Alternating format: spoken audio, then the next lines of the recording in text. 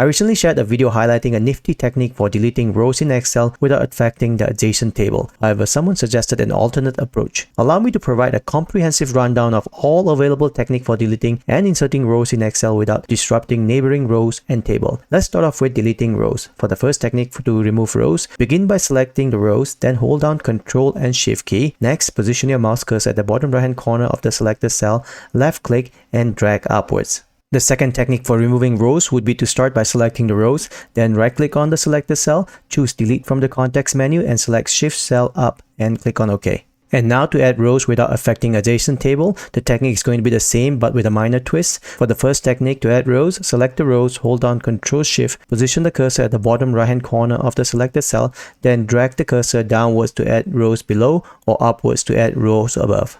The second technique to add rows would be to select the number of rows to add, right click, insert, shift cell down and OK.